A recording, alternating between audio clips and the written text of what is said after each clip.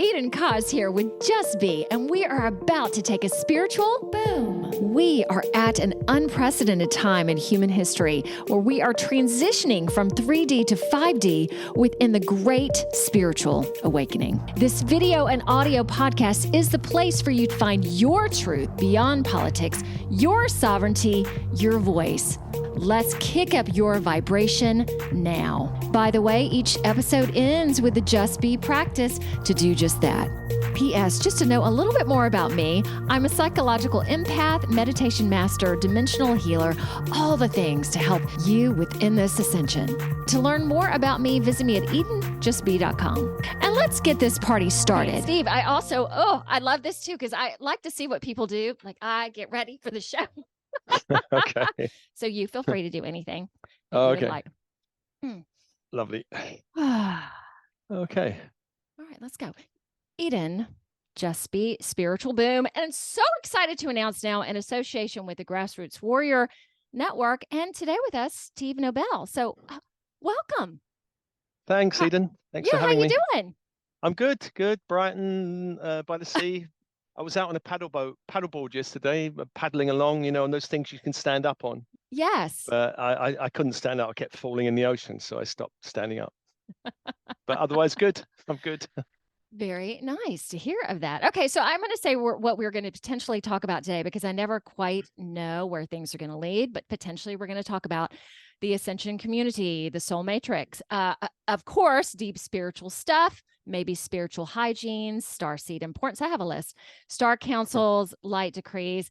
Okay, and I'm going to tell you guys how I found Steve on LinkedIn. So that's become a really interesting place for me to find guests, because that's a business networking site, I guess you would call it that. So if anyone is willing to put themselves out there, I mean, they're serious about what they're doing.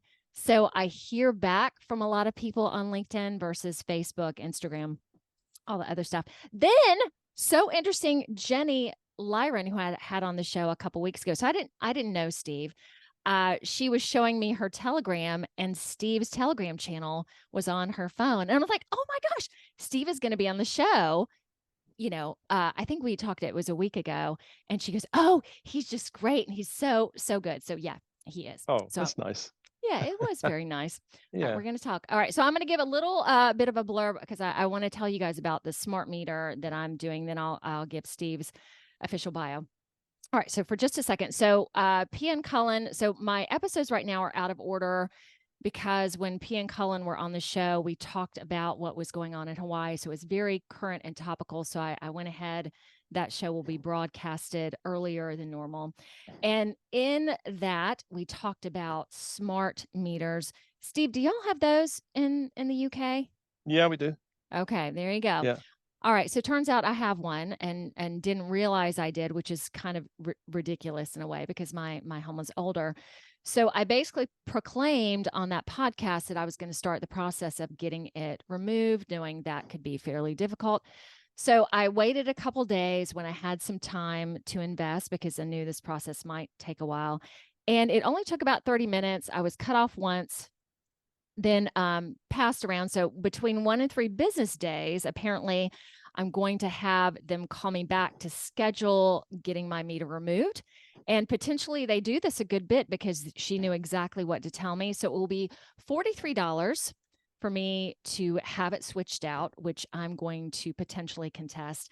Then it will be an added $24 a month, because someone will apparently, and this makes sense, have to come out and read my meter versus it now being, digitally sent to them.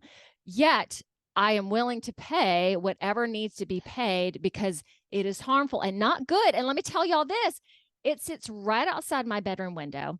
So I've been having ascension symptoms as well. But like this morning, I woke up like it felt like I'd been out rebel rousing and drinking. So I got out of bed and I was like, oh, and knowing that that meter sits right outside my window. So maybe that has an effect. I don't know. So encouraging all you guys to take charge to get these meters removed, and stating that I would be reporting my progress, my process. Oh, Steve. Okay, I'm about to read your bio. So I didn't ask you when we talked. So Steve, what is the how do you pronounce the A? Anael. Thank you.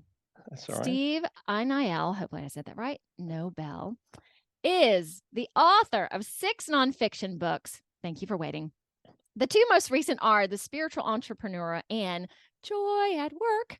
He was a director of a not-for-profit spiritual organization called Alternatives, where he orchestrated about 2,000 spiritual events, and he was there for about 13 years, leaving the winter solstice of 2012.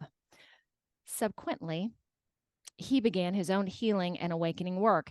He has created a healing system, which we are going to talk about today, called the Soul Matrix Healing for Starseeds. He has created a library, a vast library, I must say, of free resources, including meditations and transmissions to help starseeds, which are freely available on his website and YouTube channel. These meditations and transmissions are played all over the world. And so far, he has 172,000 subscribers. He regularly runs events in the UK and overseas. Okay, and I'm going to give some topics of events. They include holding sacred space, clearing Atlantean Egyptian timelines, aquamarine blue angelic light, healing light transmission, morning prayer to the winged solar disk. And I just did last night, which was awesome, blue sun transmission. Welcome. Thank you. I've got one comment on the smart meters because we have a smart meter and we have a router which is right behind me. So I bought a Faraday cage, which from a company called Love Technologies. I'll put it in the chat box, and they are fabulous. So if anybody's got a smart meter and they can't get rid of it, you can wrap it in this cage. And honestly, because the router right behind me, I was being fried, and so I had to put this is all anti-radiation material, and there's 5 tachyon large discs on the back of this chair, but I put a Faraday cage around it. It looks like a kind of metallic grid cage, and it boom cut off, no problems. How can I ask you how much the cage was? Oh, it was I don't know, it was 20 or 30 quid, I think. How much was it? Not super expensive, maybe 30, 40 pounds, I don't know, something like that. They're not, I mean, if they're charging you $24 a month, yes, then you can wrap it up and see how that goes, and that will save you money, and you can leave it there. Interesting. Okay, so Love Technologies. Thank you so much for sharing that. Yeah, because I when she told me that, I was like, so you're going to charge me extra, and I get it if someone has to come out and read the meter that it takes manpower or whatever. But a part of me is like, I didn't choose to have this. I didn't, and this is very toxic. Yeah, well, in the UK, you can refuse it and not be charged $24 or whatever a month. So yeah, over here they're not, but I think they're arm twisting people for various reasons, and these technologies are not that great. The radiation from them. This is a problem for starseeds. We're all radiation sensitive. Most people are sensitive, but we're a bit more. And we're surrounded by it, aren't we? Like Apple Watches, routers, everything. So we have to do everything to minimize radiation because there is radiation sickness, and it is coupled, I think, radiation sickness with some of the illnesses that have been plaguing us recently. We can't talk about it too freely, but there is links between radiation 5D and all of this and some of the nonsense that's playing out on the planet. It's not the only thing, but it aggravates it, I think. There's big stuff. And when I just so to put it out there, when keywords are used, we get frozen. So I'm curious if we're going to freeze at all today. So we'll see. Hey, so let me first ask, I know that you had 2 major awakenings. When did you notice the great awakening that is happening with humanity? When did that occur for you? The first awakening started in 1991, and that launched me into a whole new world of channeling, spiritual teachers, a world that I never knew existed. I was a family man with 2 young children, a regular job, and I was just, even though I had a lot of spiritual interests as a child and adolescent, it got squashed by my family. So I was trying to be normal. And then it just kind of erupted again. And I was just finding all these spiritual teachers, spiritual organizations, crystal healers.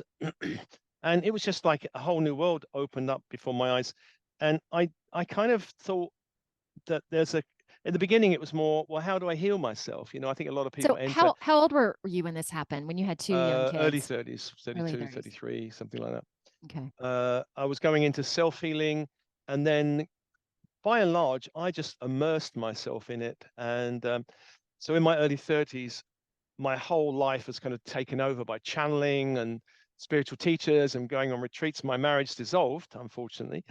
Mhm. It couldn't sustain it. The vibration of what I was doing and my now ex-wife, it was just like not meeting. So we had two young children, and I'm still very close to them, and now four granddaughters as well. They've kind of all jumped into the mix. So, and they find what granddad does a bit kind of interesting and hilarious. You know, where my kids are like shaking their Hilarious. head. Yeah, they're like, well, when they were younger, they could say, you know, granddad, you can talk to trees, we can't, that kind of thing. Now they're getting to be teenagers, some of them, and they're like, this is not cool. I can't talk to trees in front of my friends, granddad. So, you know, that kind of stuff. So I have to respect their need for being cool. And, you know, although my granddaughters, strangely, the teachers at their old school, or one of them, the caretaker, and was listening to my meditations. And in their new school, their art teachers listening. So they've got some street cred, and some of their friends are listening to me. They're like 12, 13-year-old friends. So it's kind of like, oh Way. yeah, your granddad, I like his stuff. So they're kind of like, oh, granddad's a bit cooler than we thought, you know. So Oh that's nice. my gosh. And okay, let's talk about this for a second, Steve. And in terms of I've talked about it on my podcast. My clientele has recently, the 20-year-olds have suddenly become big. Mm. So I'm seeing a lot of younger folks. In terms of your grandkids, knowing that there are star seeds, knowing how important the younger generation is coming up, what would you say about that? Knowing that, some of your grandkids' friends are listening to you. What do you feel about that? That's pretty cool. Well, I think it's great that I'm reaching all kinds of ages, you know, young people. Yes. Uh, Obviously, it might have more impact, perhaps, if the child has a starseed parent who can say, this is okay, maybe Right. introduce them. And I have a lot of starseed parents who message me going, oh, my child can't go to school without listening to you because gets bombarded with lower frequency toxic energies. And so that's kind of nice, really, that I am reaching young starseeds. Because when I was a kid, Yep. I had no idea that this was around, you know, I had no idea. And as a teenager, when I was interested, when I was 14, 15, I was looking around. I can only find yoga, Osho, the occult. I couldn't really find anything that I felt totally comfortable with. So I'm trying to introduce, because being a director of that spiritual organization, I got introduced to so many ideas, pathways, methodologies, you know, models, that I can actually be quite fluid. And you know, there is not one truth. There are many golden threads that weave through different paths. You just got to find the right one for you. And yeah, so I love it that there's a lot of young people in their 20s coming, you know, and so it's fabulous. I think the younger ones, these are the kind of upcoming. What was that song? You know, the children are our future. They are really, aren't they? So we've got to Yes. pass on all of our wisdom, knowledge, or experiences which will be useful for them. And yeah, so I think this is my mission, really. I was born in the late 50s, so that when all this stuff erupts, we're in the middle of the apex of the ascension process now, that I've been through a whole lifetime. I can turn around and say to new ones coming in, hey, here's some tools that might help you, you know, or even people in the 30s, 20s that might help you. And I get so much appreciation from people, which is really, really nice. There's not a lot of people doing it out there, exactly what I'm doing, offering, I mean, so publicly, a large library of resources. There are a lot of people who are doing it, you know, in their own maybe one-to-one clients or small groups, but I'm trying to reach thousands. And on YouTube, I've got about 173,000 at the moment. So that's my aim, is to reach 1 million. Would be great. That would be fabulous. Yeah. And I really appreciate you extending your time to us today, because when I started looking at the compilations of your work, I'm like, oh my gosh, there's this and all his books. So you're a busy person. So Yeah. thank you for being here today. And what was it like when you started channeling, when there weren't very many resources to help you out or to guide you? What did that feel like, and how did that occur for you?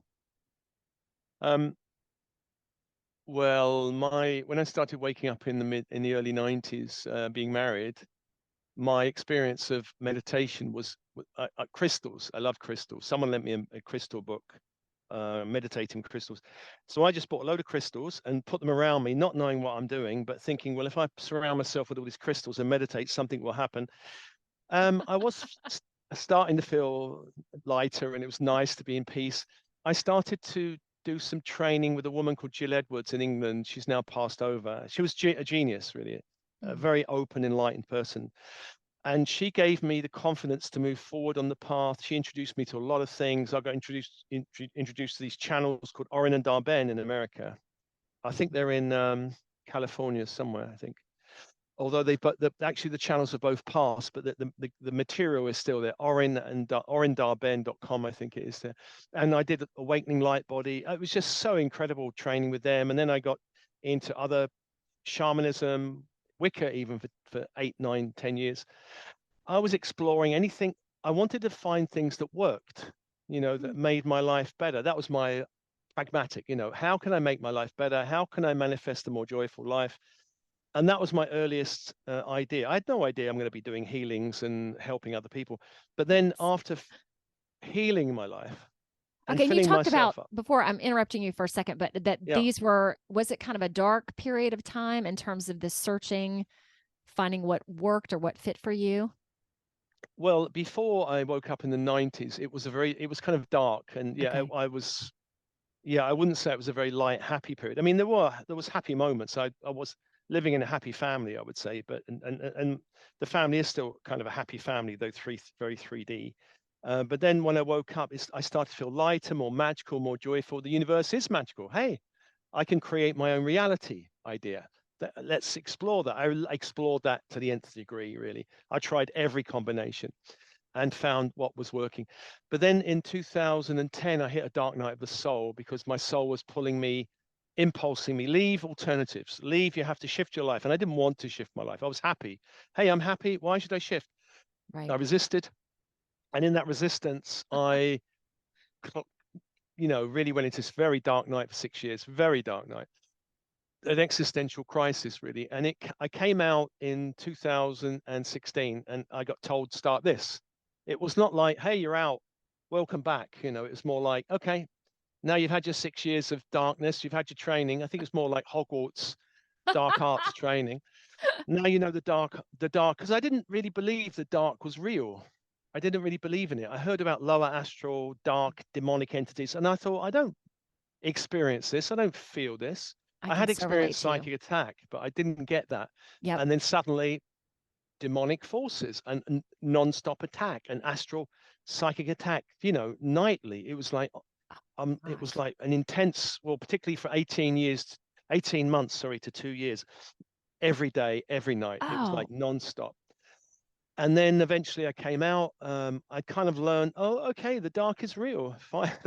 Now I know. so Thank you for how'd you deal showing me. with that?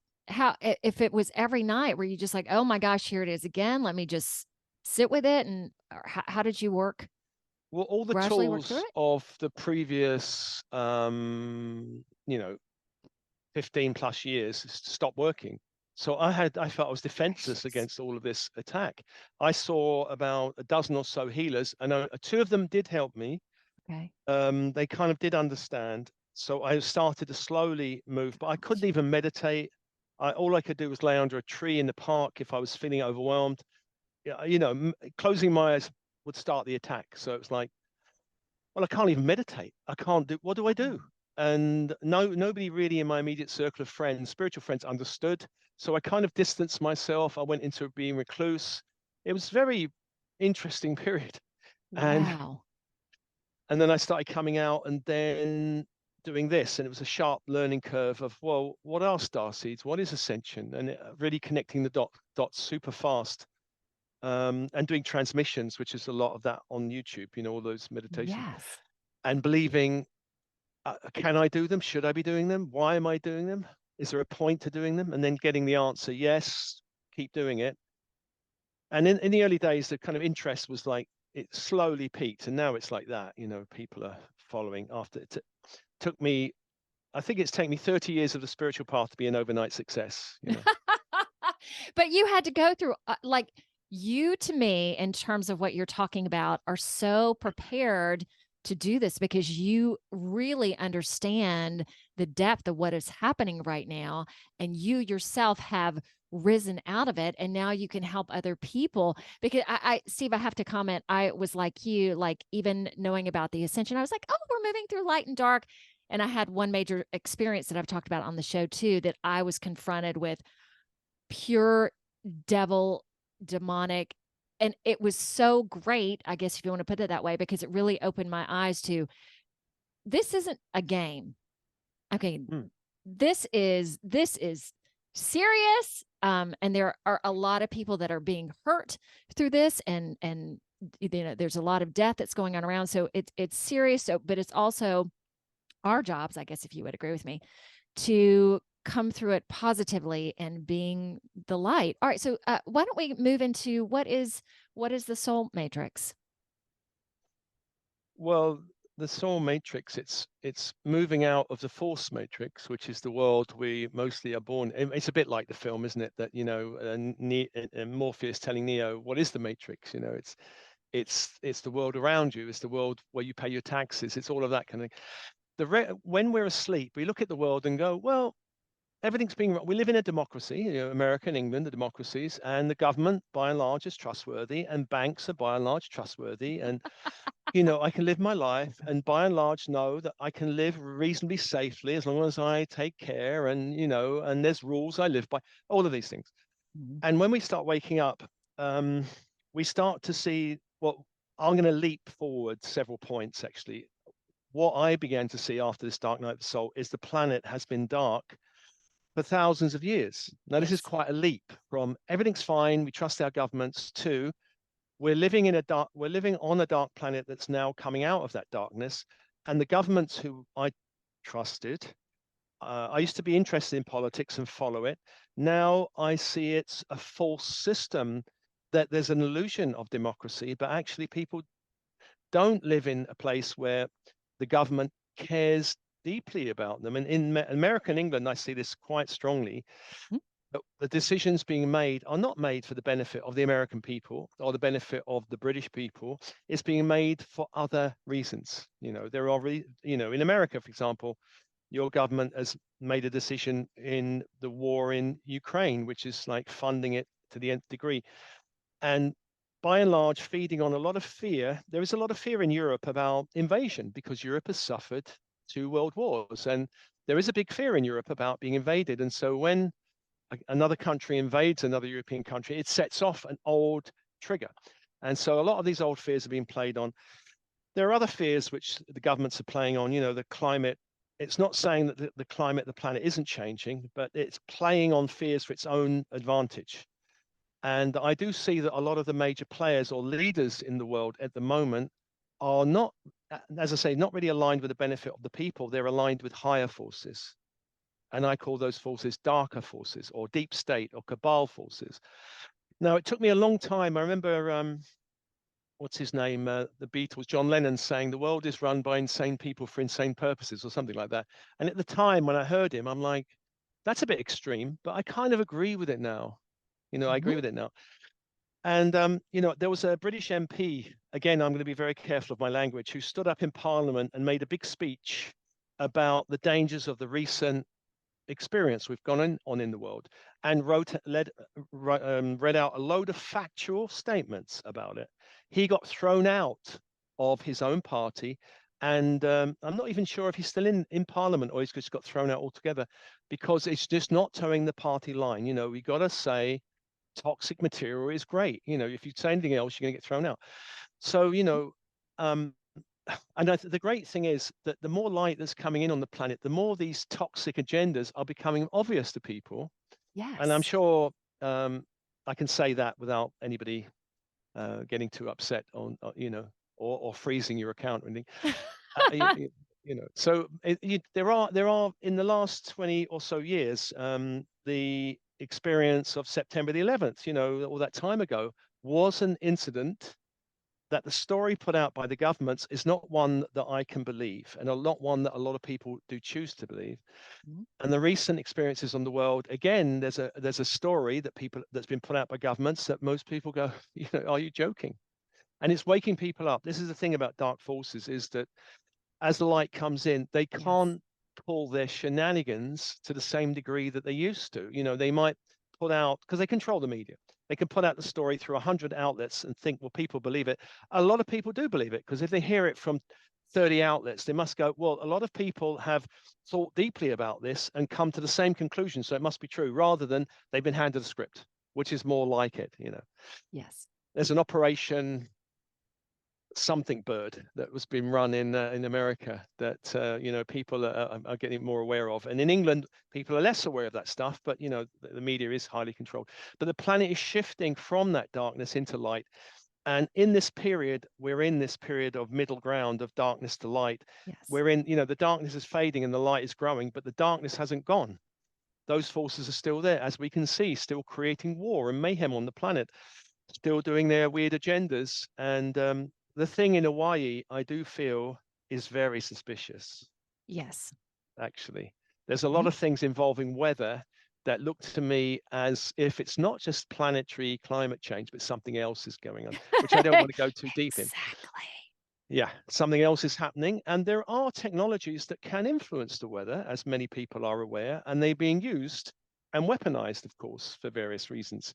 But Steve, again, it's a can bit I ask you a like, question? yeah, go on. How, since you are in the UK and watching America, do you think that America is waking up more than the UK? How would you compare our two segments of the world?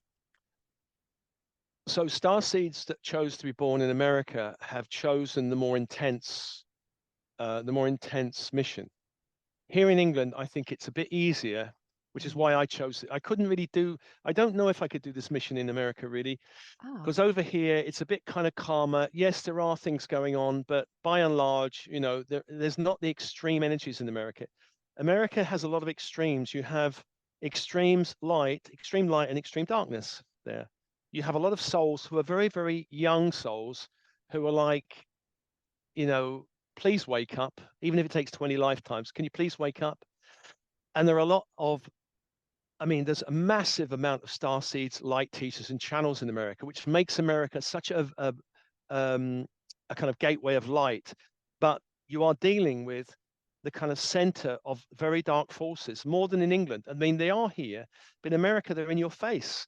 They're controlling things. They're pushing you into war. They're doing all. They're for example, America, the land of the free. And when I go to America, I feel much more control in America than in Europe. But it's subtle. Even like food supplies controlled. If I go into an American mall, I to find a meal that's not a Wendy's or a something that I feel I can't even eat. That was a bit of a challenge. Of course, there you have these organic places, but they're light few and spots. far But by and between. large, a lot of America, highly controlled, pressurized, squeezed. The current administration adding to that, the last few administrations, of course, adding to that. Yeah, so I think over here it's a bit easier for people like me. There's a bit less control, actually, even in terms of finance and taxes. The IRS are on your back, like, boom, they're straight on you. Whereas over here, you have a little bit more space to breathe. So, Okay. yeah. Thank you for sharing that perspective. And it's give me your thoughts on this too. Not being an American, going, whoa, look at it. But from what I understand, the way that American goes, the rest of the world will go. So it is very pivotal for us to do our work and to be the light. Would you agree with that, Steve? What are your Yeah. thoughts? Yeah, I think America is one of those major light points on the planet. And that's why the dark forces are contesting the light at every turn in America. So intense light, intense darkness in America. Um, I had a friend who moved from England to America, and I said, "You're going to have an intense time." And she did. She had a very intense time. Of course, made a lot of lovely friends, had lovely experiences, but had an intense time. Now, America's got some amazing places. Shasta, to me, is one of those 5D ascension points on the planet. Where It's what kind Mount Shasta up what's in California, corner of California and Oregon, I yes. think. Yeah, and Shasta. California is really rough with things. So I'm curious, where did your friend move? She moved San Diego way San Diego. Okay, so and in down there, California lots as of well. healers and everything. But Yes. so San Francisco, sorry, not San Francisco, Mount Shasta, very Okay. enlightened. Sedona, a bit more intense, a bit more heavy because there's a lot of old karmic energies there. But you've got these light points on the planet. You've got places in America where there's a great intensity of star seeds. California, North Mhm. Carolina, down in Carolina. LA and San Diego. You've got these kind of light points. I was up in Portland. Portland's got another load of so they're around. And of course, you've got points, which is just like when you go there, it's like, oh my God, where am I? We're in Redneck Central or somewhere. It's a bit like I was in Texas. And because Edgar Casey, the sleeping prophet, went to Texas for a while, couldn't be there for long because it was just too dark. People were coming for it to him, telling me, how do I make loads of money? And it's just like, this is the consciousness. And of course, Texas has light points. I think not that. What's that place? There is a light point. They have music festivals there in Austin? Austin. You have this light Okay. point, Austin, but you have these darker Interesting. points. I think Houston is a bit heavier, I found, and Yes. there are points around which are a bit heavier. Um, yeah. So this is the thing. But interestingly, you have America, which has this intense light and intense darkness. You have the same thing in Eastern Europe and Russia to a different degree. Now, Russia, people look at Russia, and of course, Russia's demonized now. I'm not saying that I like the government or particularly like the way they run the country, but there's a grassroots starseed light coming up. I did a lot of work in countries like Bulgaria, very communist, but the people coming up there's a load of enlightened people there. And I'm like, wow. So you've got the kind of dark system of old communism now entering materialist capitalism. It's a very weird mix. And then you've got all these amazing young star seeds coming up. So, there's lots of different portals, but the dark are facing it in different ways. In America, you've got this kind of capitalist, yes, we can do it, but still dark and heavy in different ways. And over in the communist side, you've got the star seeds coming up and the old structures trying to keep them down.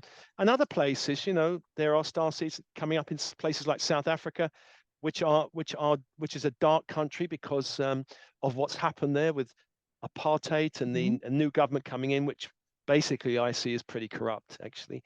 But in time they will find their way. But this is the contention, isn't it? Old systems have to be dissolved so that Dissolved. it's in line with what the light that's coming up from the grassroots. All the leadership of the planet, practically every single leadership around the planet, is old energy, and it has to go. Thank you so much for sharing that because this was definitely a newer topic on the podcast in terms of around the world. And it's really interesting, Steve, being in Ohio when I've been here 13 years. I was like, why am I here? And it is a dense state, but yet there are lots of people here waking up. There's a lot of patriotism here versus spiritual knowledge.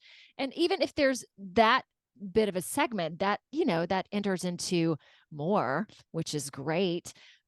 Okay, so how in terms of the soul matrix and knowing that you have a lot of people that are now and I will parallel that into when I first started this podcast. This podcast is almost 2 years old. This podcast centers on the Great Awakening too. So it's very unique, very niche at this point. Yet people watching it, the numbers are growing. Yeah. It's easier to get guests on the show. And that's why I do a lot of star seeds, because you guys know what is going on. Because there are a lot of light workers and healers that still have no idea that this bam is happening. Okay, so go more into the soul matrix in terms of your leadership and your help. So what are you're helping people break through this matrix? Yeah. Well, before I just had one thought, and I'll come to that. The Yes. one thought I had was that a lot of young souls, I should say, sorry, from the old Roman Empire, Mm-hmm. reincarnated in the British Empire, which is why there's a lot of similarities in the British Empire between British and Roman Empire, even redcoats, red tunics. A lot, and then when the shift of power happened between the British Empire declining, a lot of those souls went to America. And so you've got a lot of these. So in England was patriotism. It's waving the flag. Hey, I'm a patriot. I love the British Empire. My grandfather got handed a white feather because he got wounded out of the First World War, and some woman, it's patriotism, wasn't it? You're a coward, handed it to him. He had half his hand blown off and was deaf and everything, and she handed him a white feather. This was the level of patriotism in the First World War, and this is when the British Empire was kind of going down. Now it's gone to America, because when you go to America, every house has a flag, and anyone who's a patriot says, I'm a patriot, I love Jesus. It's all of this. It's the same thing going across. You've got what the old British Empire had over in America. So I just want to make that point. Yes. So the soul matrix is breaking the work I'm doing, and a lot of other teachers and channels are doing. It's many of us, it can't be done by one person, are breaking down old ideas, old structures, old ways of looking at the world, and opening people's minds and eyes and ears to a new world. It's almost like we live in two worlds now. One world is the old, dark, dense world where nothing is possible. Miracles don't happen. There are no synchronicities. Everything is struggle and, density, and another day, another 50. A friend of mine come from New York. He used to always say, another day, another 50 pence. It's like, yeah, probably in America, it's another 50 cents. It was like, when I heard that, it's like another boring day. Yeah. But when we step into another world, it's like the world becomes magical. And miracles become not only possible, but they start becoming more everyday occurrences. The idea of flow, which is a 5D word, really, flow, rather than stuckness. Our life starts flowing, doors start opening, opportunities start connecting, things start happening. That's flow. And in 5D, when we start going into that, it's all vibrational. Both of these worlds are vibrational. If we're depressed, angry, anxious, fearful, locked in guilt, we're locked in the 3D world. When we start shifting our vibration into joy, openness, happiness, possibility, love, unity, consciousness, our inner power, we start stepping into another world. Literally, two people in the same street will see two different worlds and experience two different worlds. And I had an interesting experience years ago. I used to work in a very 3D job, but my part-time, my other life was totally workshops, spirituality, light body, all of this. And so in work, I'm in this dense energy with my crystals around me and trying to keep my energy high. Out of work, phew, I'm out. I can feel the magic.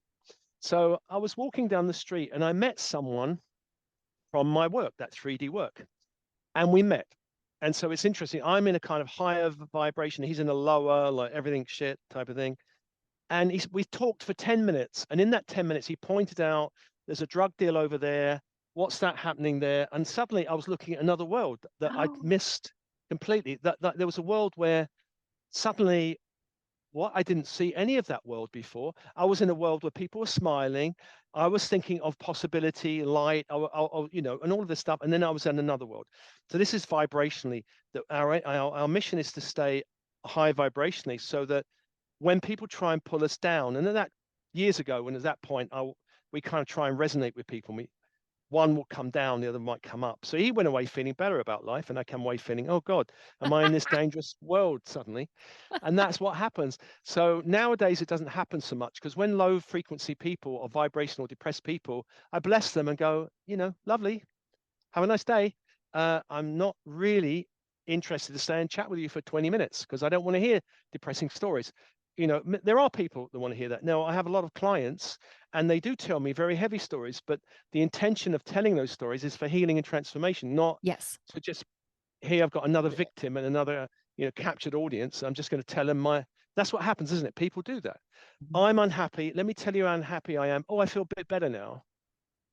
My ex-wife, bless her, she's very much in that 3D world, and she came down to visit. I'm on the coast. She's about an hour and a half drive. She said, I'm coming down.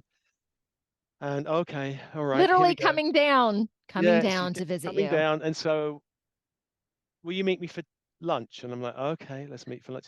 I listened to an hour and a half of dramas and stories. I did say, look, can we not? But she carried on. At the end of it, I mean, she sent there's a group family WhatsApp, and she said, basically, my day was crap, but I met your dad, and I had a lovely time. I'm thinking that, yeah, of course you did.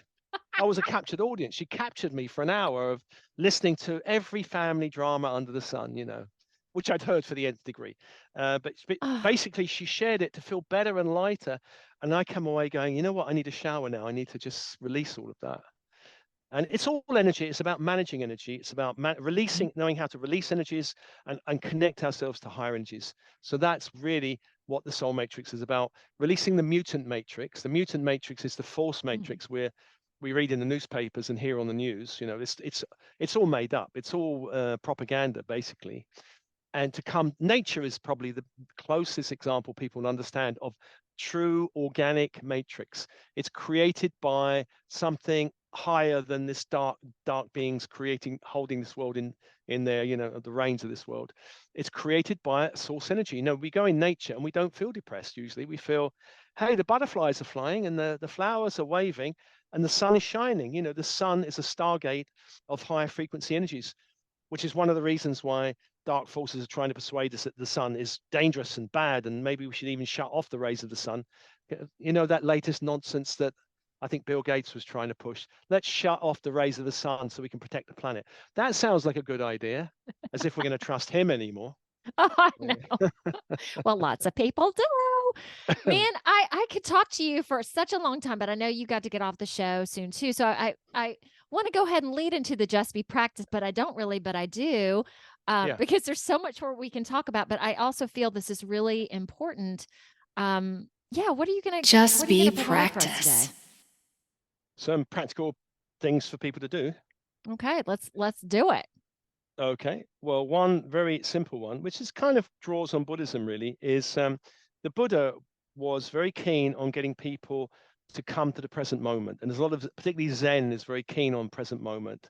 And there's a lot of mindfulness now. Mindfulness is basically a practice stripped of spirituality, but it's just bringing us to the present moment. So using the breath to come to the present moment and using the breath, the in-breath and the out-breath, that cycle of breath, becoming aware of it, becoming aware of the body, your environment, and then noticing how your mind will want to pull you into past tragedies, dramas, stories, incidents, things that you're going to feel, oh yeah, or future dreams, fantasies.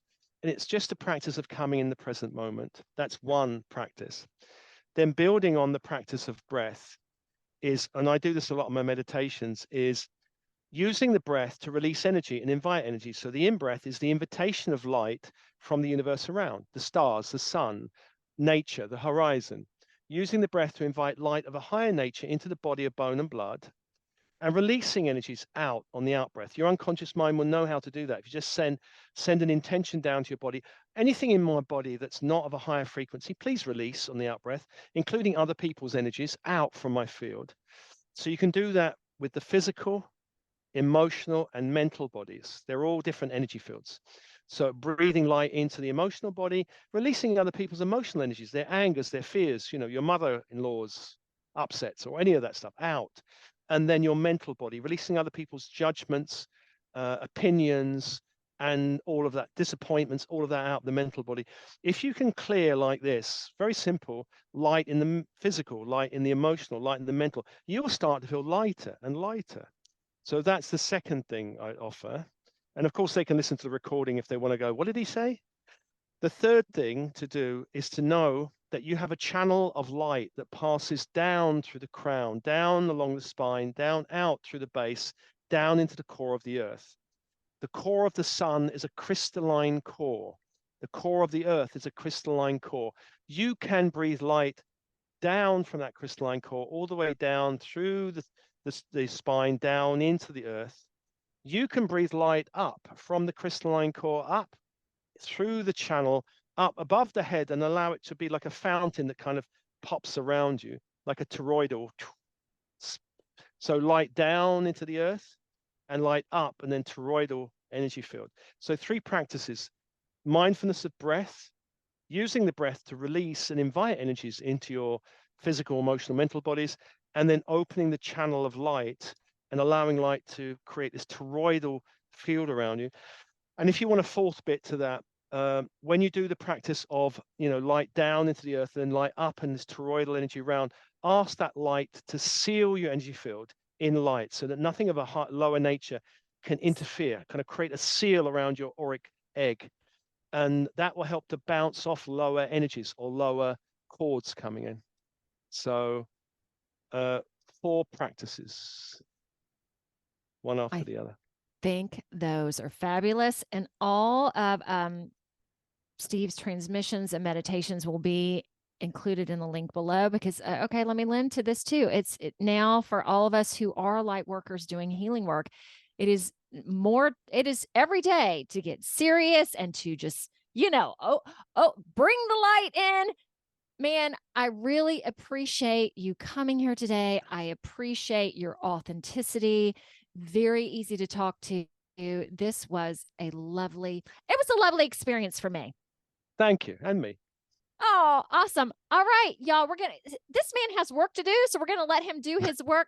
Thank you again so much for coming. So nice to meet you, Steve. And I will send you links when this is live. All right, please say goodbye to everybody. Bye, Over everyone. and out. Bye, you too. So cool of you to be here. I went from being off most social media to being on Facebook, Instagram, LinkedIn, True Social, and you might be watching this on YouTube, Rumble, or BitChute. Or you might be listening to this on Apple Podcasts, Google Podcasts. I'm on over 19 directories at this point. So connect, comment, subscribe, like. Oh, and my intention is to have a new episode out Wednesday of each week. Oh, Lordy, more to come.